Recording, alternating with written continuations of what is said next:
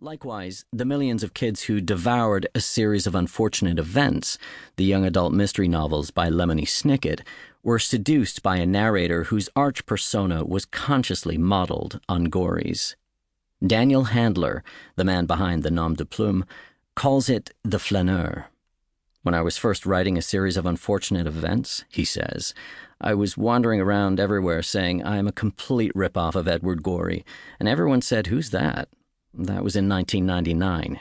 Now everyone says, that's right, you are a complete rip-off of Edward Gorey. Neil Gaiman's dark fantasy novella Coraline bears Gorey's stamp too. A devout fan since childhood, when he fell for Gorey's illustrations in The Shrinking of Treehorn by Florence Perry Hyde, Gaiman has an original Gorey hanging on his bedroom wall, a drawing of children gathered around a sickbed.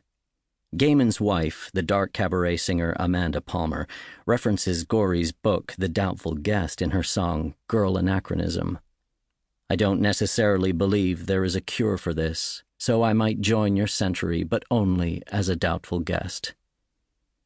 His influence is percolating out of the goth, neo-Victorian, and dark fantasy subcultures into pop culture at large.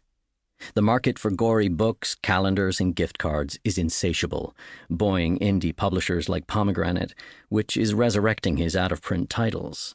Since his death, his work has inspired a half-dozen ballets, an avant-garde jazz album, and a loosely biographical play, Gorey, The Secret Lives of Edward Gorey, 2016. Of course, there's no surer sign that you've arrived than a Simpsons homage.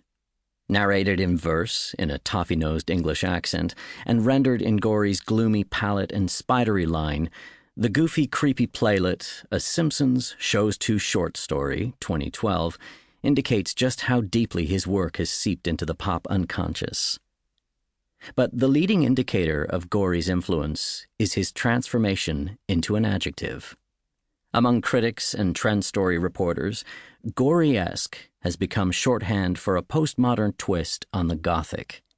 Anything that shakes it up with a shot of black comedy, a jigger of irony, and a dash of high camp to produce something droll, disquieting, and morbidly funny.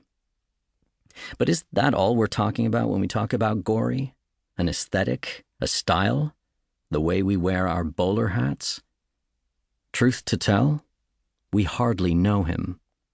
Gorey's work offers an amusingly ironic, fatalistic way of viewing a human comedy, as well as a code for signaling a conscientious objection to the present. Handler attributes Gorey's enduring appeal to the sophisticated understatement and wit of his hand-cranked world, dark though it may be, a sensibility that stands in sharp contrast to the Trumpian vulgarity of our times.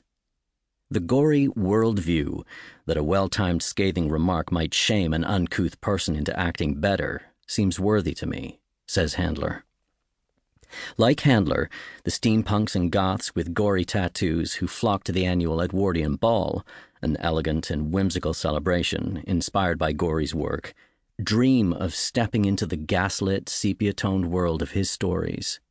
Justin Katz, who co-founded the ball, believes revelers, many of whom come dressed in Victorian or Edwardian attire, are drawn by the promise of escape from our age of anxiety, a chaotic time of accelerated media that is stressful and rootless for many.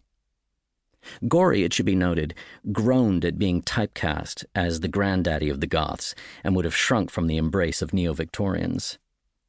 I hate being characterized, he said. I don't like to read about the gory details and that kind of thing. There was more, much more to the man than charming anachronisms and morbid obsessions.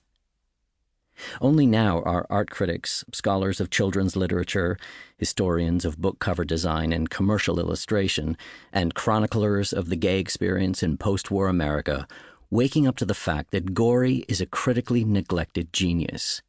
His consummately original vision, expressed in virtuosic illustrations and poetic texts, but articulated with equal verve in book jacket design, verse plays, puppet shows, and costumes and sets for ballets and Broadway productions, has earned him a place in the history of American art and letters. Gorey was a seminal figure in the post-war revolution in children's literature that reshaped American ideas about children and childhood.